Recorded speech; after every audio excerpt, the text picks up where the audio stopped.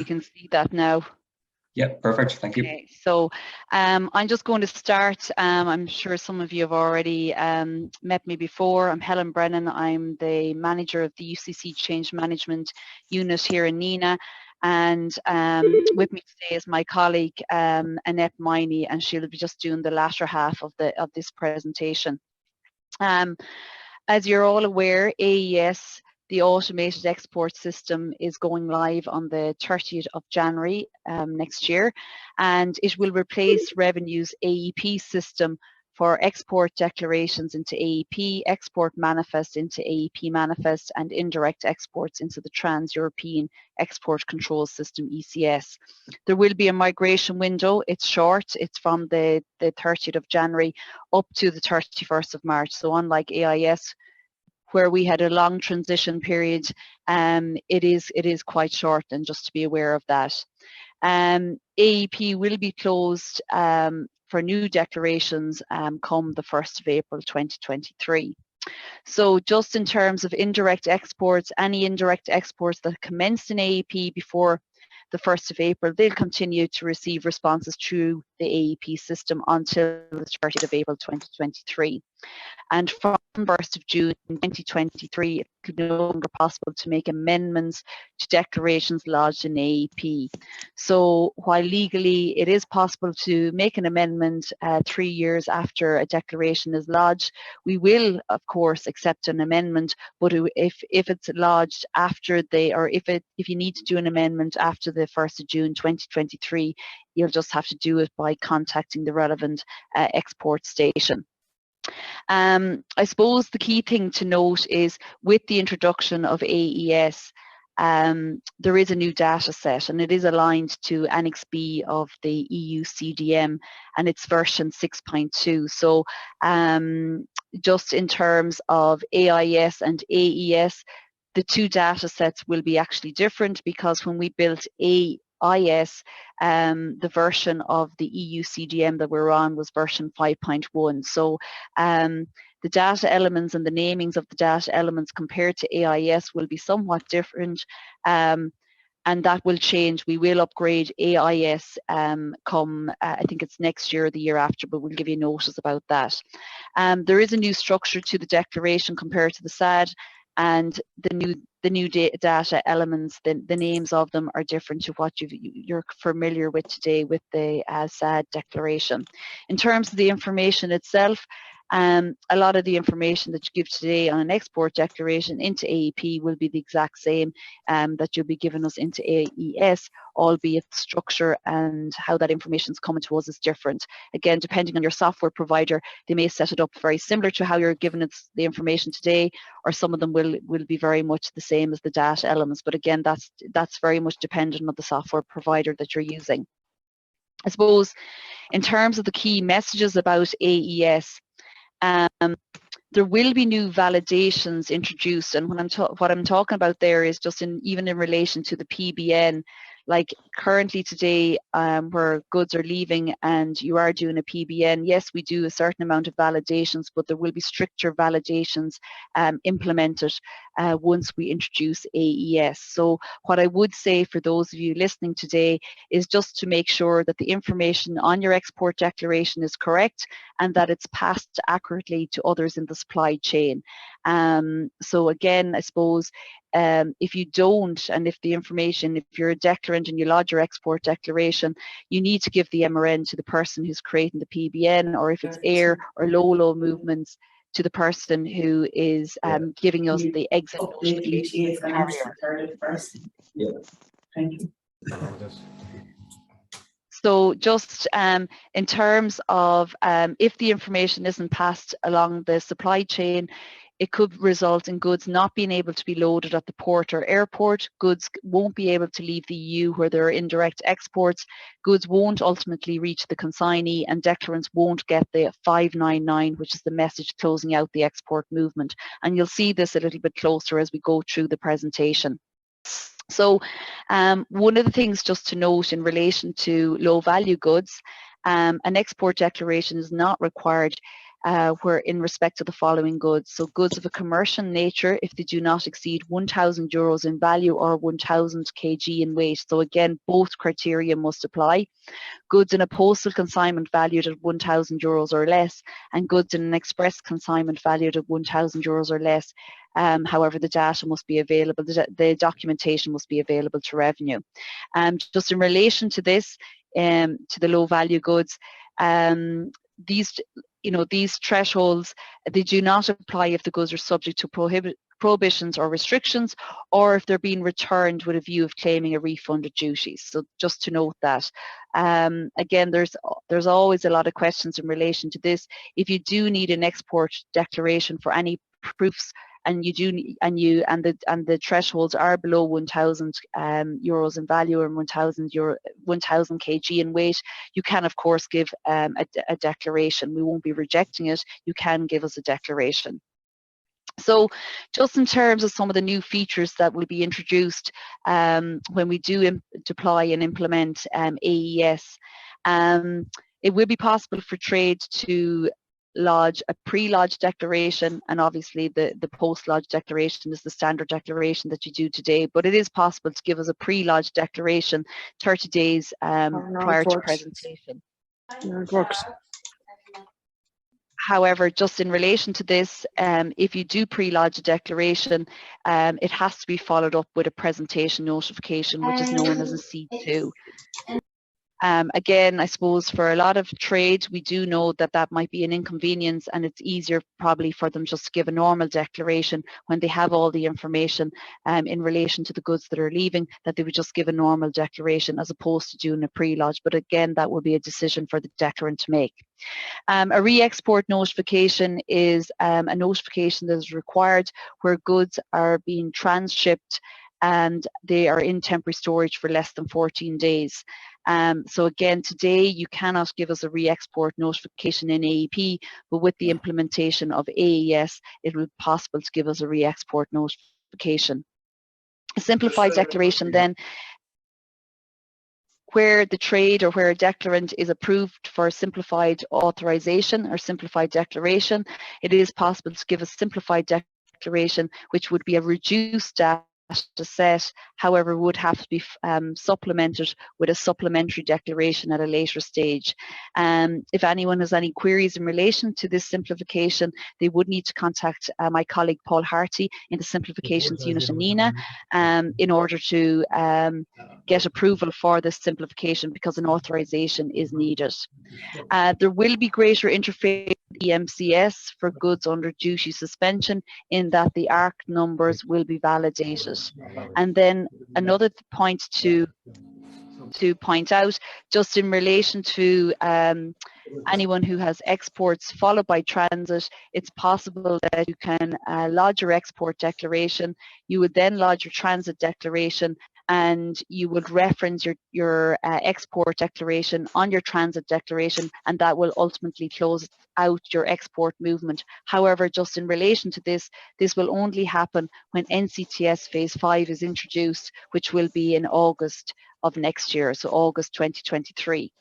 Also, just to point out that in relation to AES, it will be possible to upload supporting documentation. So where a declaration is red or orange routed and supporting documentation is required, the supporting docs can be uploaded in AES, and we would not be using My Inquiries and the IC for that. It's something that is, we know from AIS, it's beneficial that the system is used. So just in terms of the declaration names, as you all know, in AIS we have the H's, in AES we'll have the B's. So B1 being probably the most common declaration that will be used is the export declaration, where the procedure code is 10, 11, 23 or 31. There are other B1s there, the other Bs there, but the B1 will probably be the common one that will be used. I mentioned already the export simplified declaration, that's called a C1, and then the C2 is the presentation of goods to customs in the case of entry in the declarant's records. So again, if you're approved for entry in the declarant's records, you may be given us a C2, and also where you pre-lodge a declaration, it has to be followed up by a C2, which is also used for the presentation of goods in the context of a pre-lodged declaration. Okay, so safety and security has often come up in discussions that we have in relation to AES. Just to note that the safety and security information is built into the export declaration. That's how it works today, and that's how it will continue to work when AES is introduced. So there may, however, be situations where a standalone safety and security declaration is required. So if it's a case that a standalone safety and security declaration is required, that declaration is called an A1, an exit summary declaration, or if it's an express consignment, it's an A2. So I suppose the likelihood of us getting standalone declarations are quite slim. An example may be where if goods were moving under transit, say a T2 transit going from Ireland to France via the UK, and the safety and security information is not on the transit declaration, well, in that situation, a standalone safety and security declaration would be required. I mentioned already the re-export notification where goods are brought in under temporary storage, and if they're being transshipped and they're in temporary storage for less than 14 days, well then a re-export notification is required, and that's known as an A3.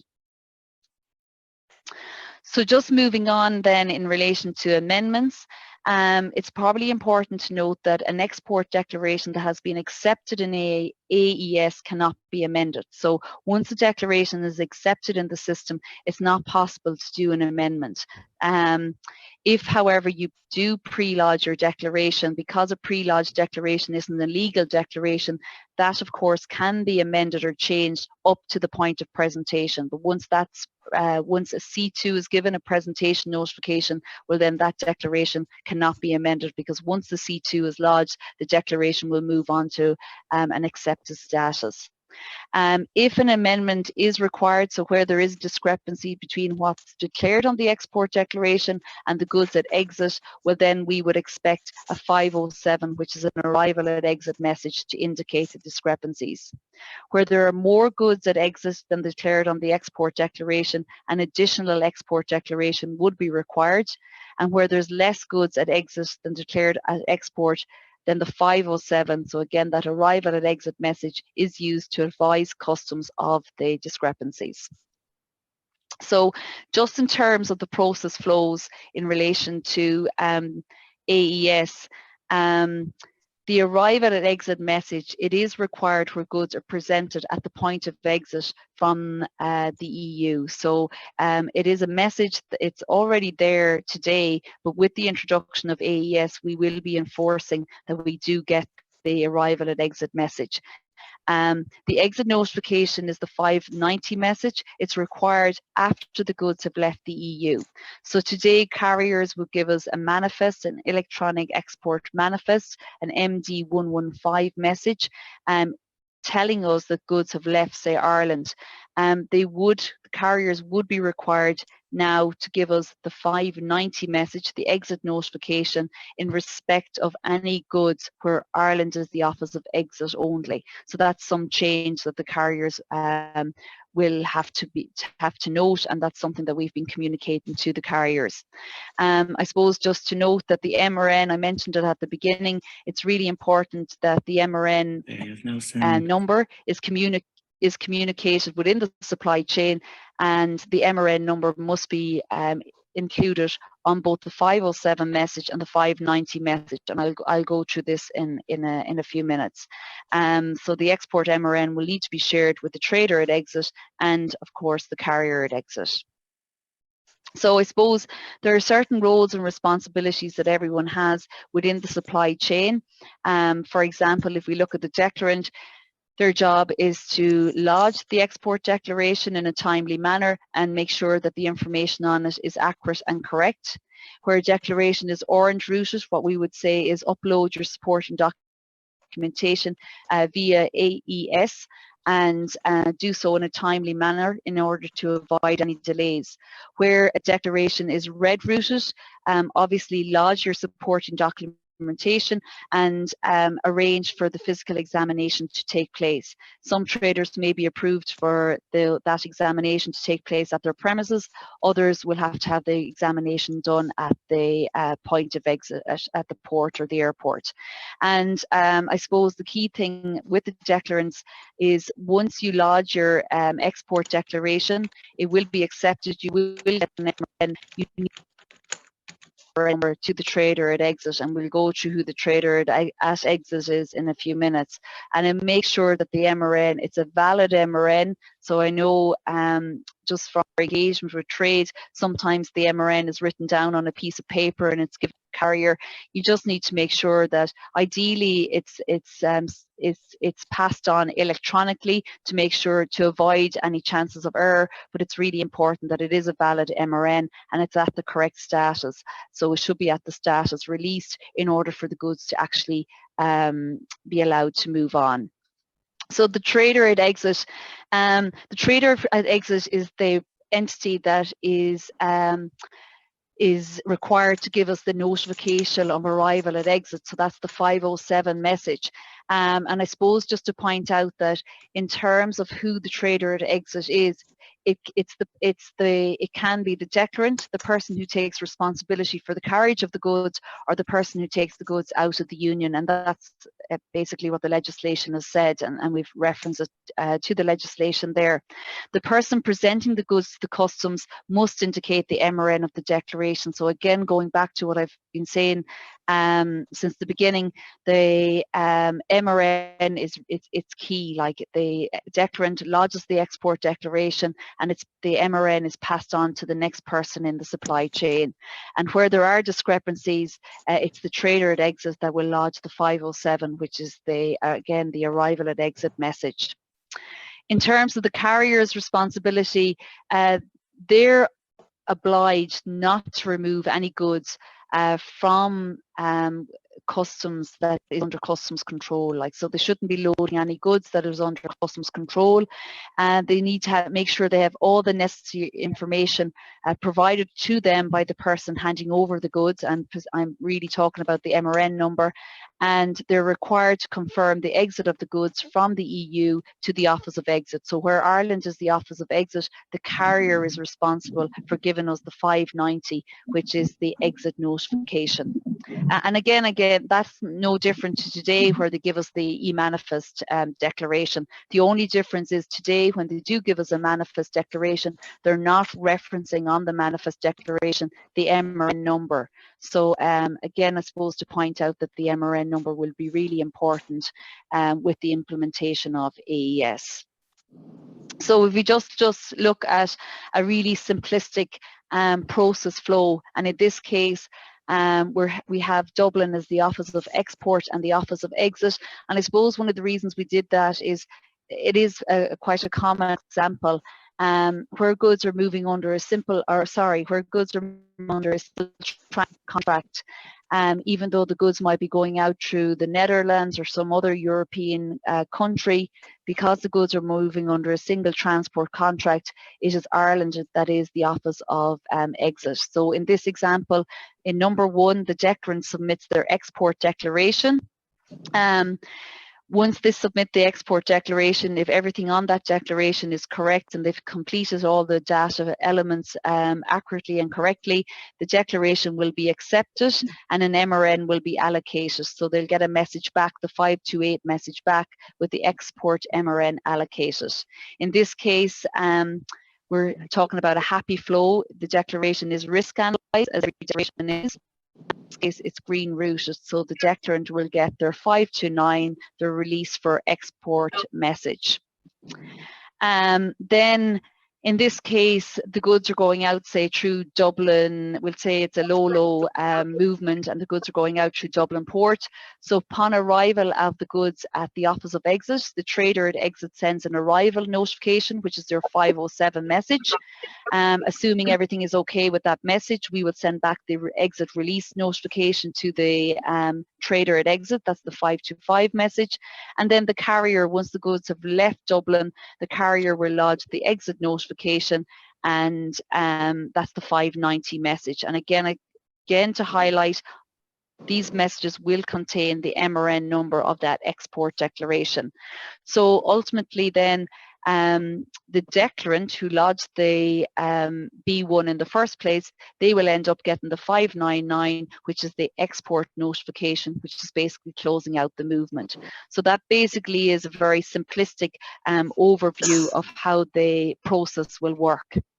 So just in relation to LOLO and air movements, I've spoke about the 507 message and the arrival at exit message, which the trader at exit is due to give us. Revenue have looked at all this data, and we are, I suppose, conscious that there is more I suppose, requirements on different parties to give us more messages. And what we have decided to do is try to facilitate trade as best we can. And I suppose we are very familiar with the PBN, which is something that we use on the RoRo side. So bearing and taking that into account, Revenue will provide what we call is an API called the Export Release Verification Service. It's an ERVS. And basically what that will do is it will allow us to check, or allow the trade to check the status of the declaration when the goods arrive at the port or the airport. So I suppose bearing in mind that the carrier, as I already mentioned, as part of their roles and responsibilities, they're not allowed to move goods that are under customs control.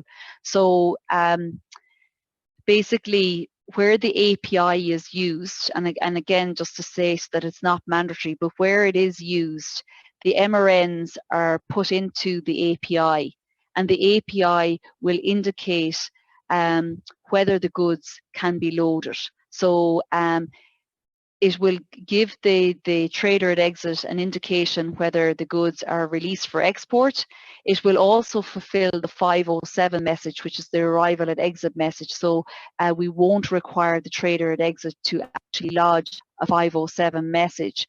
And it will also indicate to the trader at exit whether a 590 message is required, which is the exit notification message. So if the goods are moving under a single transport contract, where the MRN is put into the ERVS API, a message will come back to say that an exit notification is required or is not required. And if an exit notification is required, the ERVS API can also be used to fulfill the exit notification requirement. And again, I suppose it's just to note that that's if the trade decide to use the API. So if we look at it in a very, I suppose, just putting it into pictures, the declarant will lodge the export declaration, they'll get their MRN number, and they'll provide the MRN to the trader at exit. So the trader at exit could be the logistic company. Again, it could be the declarant. It could be some, it's different parties in the supply chain. The trader at exit receives the MRN from the declarant and will provide it to the LOLO operator if you're talking about LOLO movements, or the air handler if it's air movements.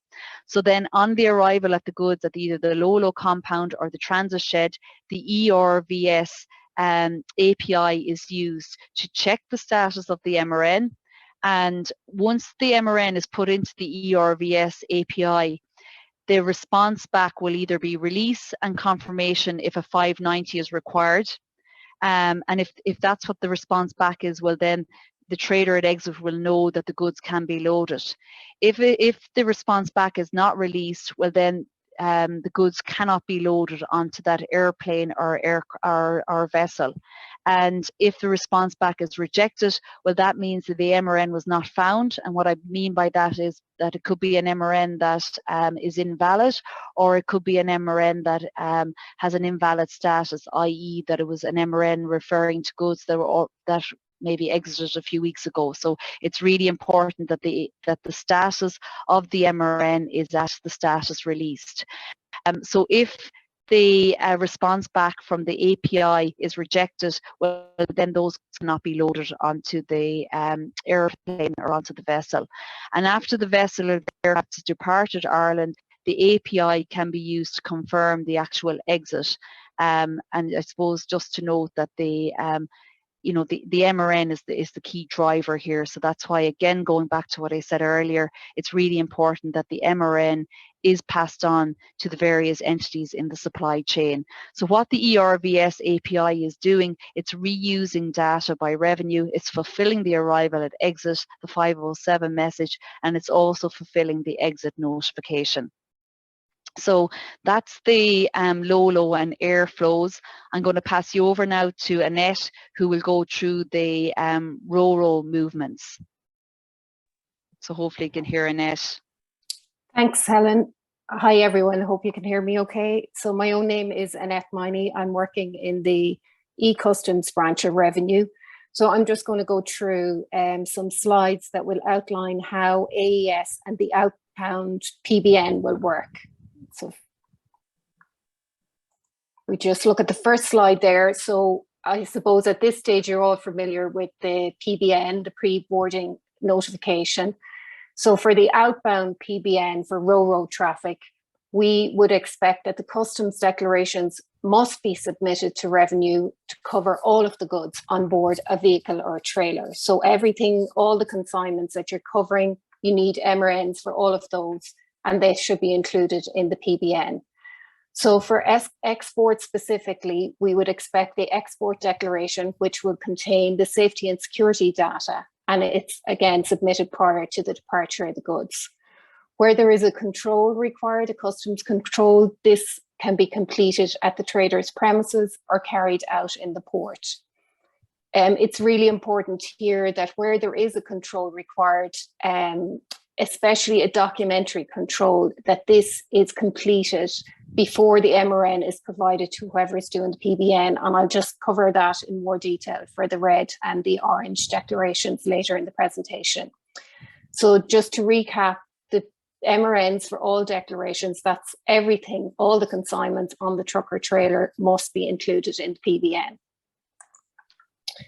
So the information on the PBN, we must have all the MRNs for everything that's on that consignment, on that vehicle or trailer. So in the case of export and transit, so where we have export followed by transit, when AES goes live, we will expect traders to include their export declarations and their transit declarations in the PBN. So the MRNs for both will be required. So the reason for this is that we will be using the PBN to complete the 507 message and the 590 message in the PBN. So to close out those export declarations, you'll have to include them and the transit MRN in your PBN. But once NCTS Phase 5 goes live in August 2023, we only need the transit MRN in the PBN. At this point, the MRN of the export declaration will be quoted in the transit declaration, so we'll be able to link them up. But from the first stage that AES goes live at the end of January, we won't have that link up, so we'll require both. So there's only one PBN for a vehicle or a trailer. So if we go back to the logic of the PBN, it's like an envelope that has all the information for customs in relation to everything on board the vehicle. So there's only one envelope or one PBN for each of the vehicles or trailers. So where a declaration is under control, the declaration must be cleared by customs before it'll get a good to proceed to check-in. So before a vehicle would proceed to the ferry check-in, it'll require a good to proceed to check-in status in the PBN. So if a declaration in AES is under control, you won't get that good to proceed to check-in. It'll need to be cleared by customs first. All of the export declarations must be at a status of released for the PBN to get a good to proceed to check-in status. And once the PBN is checked in by the ferry operator, this fulfills the arrival at exit message, the IE 507, for each export declaration that has been included in the PBN.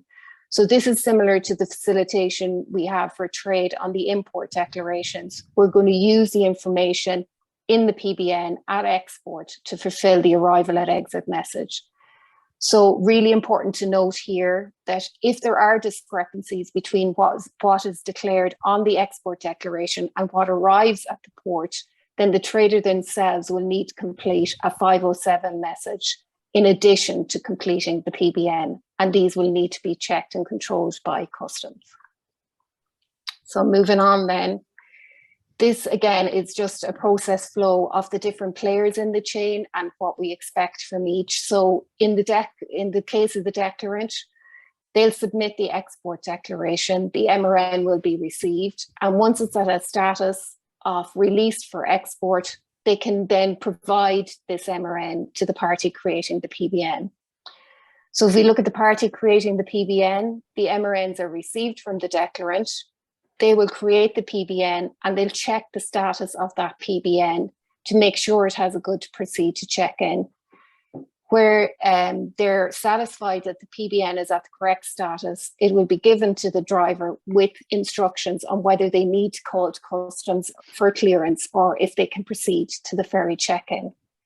So then the driver can confirm that they have a good to check-in status before arriving to the port. So once they have the PBN, they can check the status in the customs RoRo system to see that it's okay to proceed. And once they have that acknowledgement, they can present the PBN at the ferry check-in and proceed on their journey. So the ferry operator at check-in will scan the PBN, and again, the status is checked here. So in a case where, let's say, for example, the driver hasn't checked their status and they had a not good to proceed to check-in, when they arrive at the ferry check-in, at that point, they'll be told by the ferry operator, you can't proceed, you haven't got clearance from customs, and you'll need to turn back. So obviously nobody wants that situation. So then the ferry operator will submit their NIMS manifest to revenue when the ferry leaves Ireland. And at this point, we know that all of the goods that have been checked in with the ferry and included in the PBNs have now left Ireland.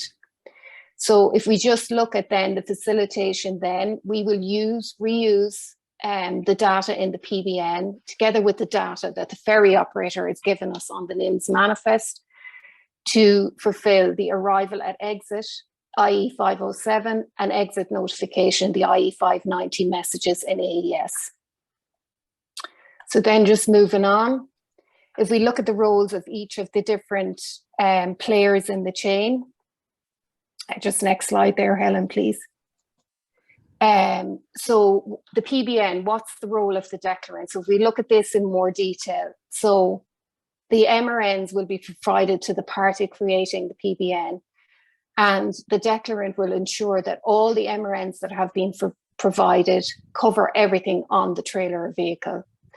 Where there's an orange routing, a documentary check is required, and the supporting documents should be submitted electronically to customs. And I think Helen referenced this earlier.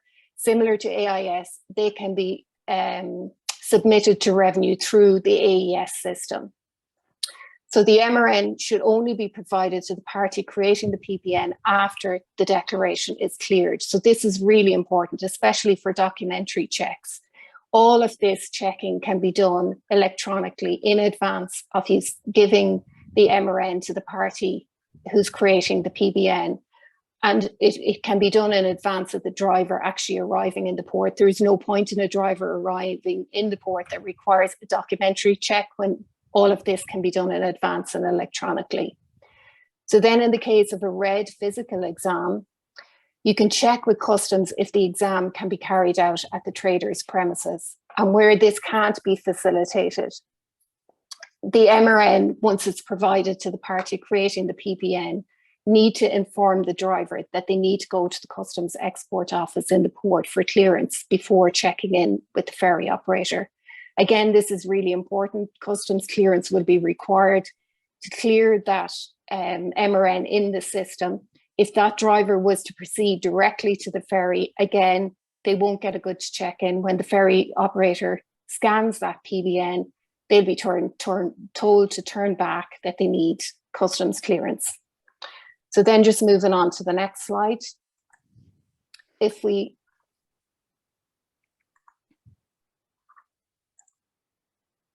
sorry, it took a sec for it to come up there. So if we look at the other parties in the supply chain, so the party creating the PBN, they're going to receive all the MRNs from the declarant. they'll check the PBN and check the status of the PBN. Sorry, they'll create the PBN and check the status of the PBN. And when they're providing the PBN to the driver, they need to provide instructions on whether to proceed to the ferry check-in or whether a call to customs at the export office is required for clearance. The driver then will check the PBN has good check-in status before arriving at the port. So in advance of arrival, they know whether they need to call to customs at the export office for clearance if the status of the PBN has a not good to proceed to check-in. So once customs clearance has been received and the status is updated, good to proceed, they can head on to the ferry check-in and head out of the country on their journey. So moving on there, I've spoken a lot about checking the PBN status. So this can be done at on the Revenue website, on the Revenue RoRo service page. So those of you who are dealing with inbound PBNs as well, you know there is a channel lookup facility. So once you have your PBN ID, when you're coming into the country, you can see where you need to proceed. And the reason for this is because at inbound, there's a number of different options. You may have a transit and need to call to transit, and you may need to call to one of the agencies. There are a number of different options too. At outbound, there's only two options. You're either good to proceed to the ferry check-in or not good to proceed to the check-in. So for this reason, you'll be checking the status of your PBN by clicking on the check PBN status option. And if you look at the right-hand part of this screen, you can see that the PBN status for this particular PBN has a good to proceed. So this is the only status where you can proceed to the ferry check-in and actually check in with the ferry operator. So moving on then to the next slide, if we summarize the important points to note on the PBN is mandatory for all RoRo movements going to the UK. So that's all freight movements going to the UK. The PBN will not get a good to proceed check-in status until all of the declarations are at a status of released. The PBN allows revenue to reuse the data provided by the declarant and the ferry operator to fulfill the arrival at exit and the exit notification requirements in AES. And in order for the declarant to receive the export notification, the IE 599 message, the export MRN must be in the PBN. So this is really important. Those messages will only be automated if the export declaration has been included in the PBN. Where there are discrepancies between what was declared on the export declaration and what arrives at the port, then an arrival at exit message will be required from the trade themselves in addition to completing the PBN. So the discrepancies will be declared at this point. So Helen, I'm going to hand back to you there to just cover the PIT, or you were going to summarize on the AES. Yeah, thanks Annette. So I suppose just to note, like based on what Annette has said there and what I was talking about earlier on, it is really important that all parties in the supply chain, be it the exporter, declarant, logistic company, freight forwarders and carriers, they all have a role to play and they all have responsibilities. The data quality will be important to prevent delays and keep goods moving. The MRN of the export declaration is really, really important, and it must be passed along in the supply chain. And again, as Annette mentioned there, it has to be the correct MRN that goes into the PBNs. The status of those MRNs has to be at the released status in order for the PBN to get a good to proceed to check-in, and in order for us then to fulfill the 507 and the 590 requirements. So clear communication between the declarant and the trader at exit about the controls to avoid confusion and delays at the ports and airports. It's really, really important. Like if something is orange routed, if it's red routed, the declarant has a role to play in that they need to get their support and documentation uploaded as quickly as possible in order for revenue to deal with the intervention, and in order for revenue then to release the declaration. And then once it's released, well, then the declaration, the next steps in the chain can be fulfilled. So I know some of you have already attended some of the sessions that we've already done where we had information about PIT, and like if anyone needs to register for our PIT environment, they can contact our eCustoms help desk and they can look for PIT certs or get onto their software provider. Look, I'm just going to thank you for your attention this morning. I can circulate the slides to Seamus, and he can, of course, share them with you. And I do believe that this session is being recorded, so I'm sure you can go back and play it again. But if you do have any questions, you can send an email to the UCC CMU at revenue.ie, which is our unit, and we'll come back to you. If you do want to set up a meeting, just to have a one-to-one meeting with our unit and any company that's listening today, or if you have any particular concerns or queries that are relevant to your business, absolutely, we've no problem facilitating a meeting. That's no problem at all. We do have an AES mailing list.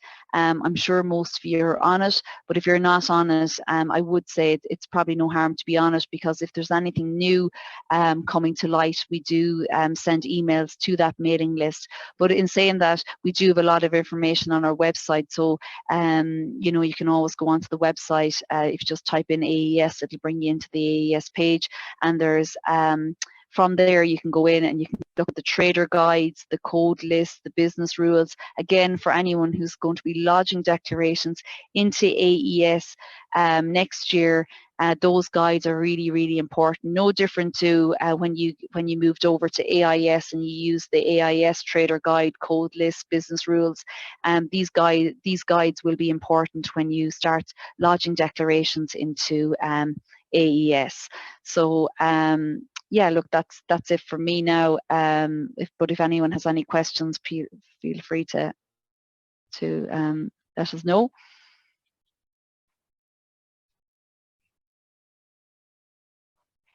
Sorry, Helen. Liam Davis. Yes. Quick question for you. Well, two questions really. The number of headings that AES will take for each declaration, will it be something like 99 or 999? I know there's been increases within the UK, the HMRC stuff, and there was proposed increases in the number of headings that you could put into each declaration. That's one question. And the other is that eCustoms help desk. At the moment, it's only open for phone calls up to 2 p.m. Thereafter, you have to contact or put the questions via email. Will there be a similar situation, and is it possible that eCustoms could be open from 9 to 5 rather than just up to 2 o'clock for phone contact? Okay. Just in relation to the eCustoms help desk, I suppose one of the reasons it's only open to 2 is I suppose it's more efficient for them when they're dealing with queries via email. It's a quicker way for them to get through the amount of queries that they are getting, and as you know, over the last number of, especially since Brexit, the number of queries that eCustoms are getting has significantly increased, and just based on analysis that they have done, it's twice, they're way more efficient by dealing with the queries via email as opposed to taking calls. But look, it's something that we can say to our head of eCustoms. Just to know that the eCustoms help desk, they have got more recruits were taken on, and those people are being trained at the moment, and come January they will be available, like, to answer queries. It's 24/7, like, so we've made sure that they're available 24/7. But obviously now they've been recruited a while, but obviously, you know, given the nature of their work, you know, we had to make sure that they had adequate training to deal with all matters. But look, I mean, we can put your suggestion to the head of eCustoms, Liam. That's no problem. But I suppose sometimes that's what, you know, that's what they find. They can get through a lot more emails than actually taking calls, and it's all about how quickly we can be being efficient and dealing with the queries from the trade. Just in relation to your other point then, I'll have to check it. Like, I know when AIS went live, initially we had thought there would be 999 items on an AIS import declaration, but we had to actually reduce that back, and it was more to do with system processing than anything else. So I'll confirm with I'll confirm with the eCustoms development team what's the intention in relation to AES. I have a feeling it's 99, but I'd rather just confirm it with them. So I will, and we'll come back to you on that one. No problem. Thanks very much. Sorry, Helen, if you wouldn't mind, in relation to the eCustoms communication, would you allow an email to be sent asking for a phone call if it's urgent? Oh, yeah, like, I mean, Liam, just in relation to the phone call and the type of phone call, like, I mean, I suppose just bearing in mind, it just depends on the nature of the query and what the phone call is going to be about. But even maybe would you just mind contacting me in relation to that, and then I can see who the best person is if we were to arrange a call. Right, no problem. Thanks very much, Helen. Thanks.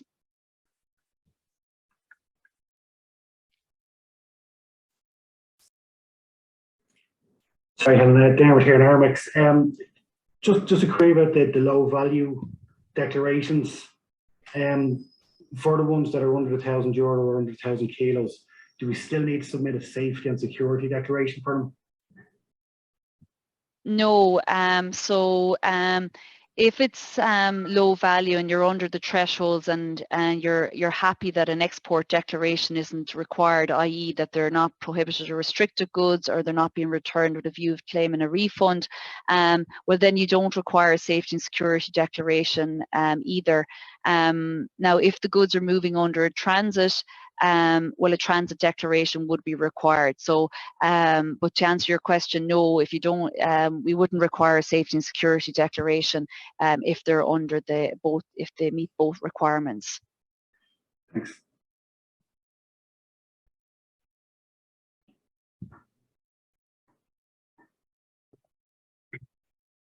Okay, the floor is open if anybody else has any questions you'd like to field.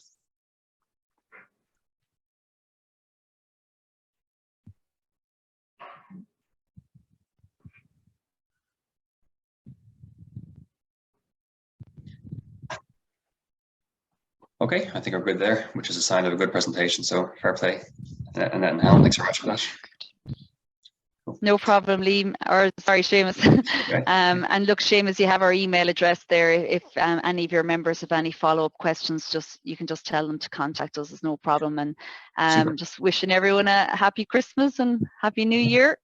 Okay, Grant. So we're getting these slides and a copy of this recording out to members later on today or tomorrow morning, and so we can share the information that way. So yeah, thanks very much for your help today. We appreciate your time, and yeah, like Helen said, Merry Christmas. Thanks, Helen. Thanks, everyone. Bye. Thank you. Bye-bye.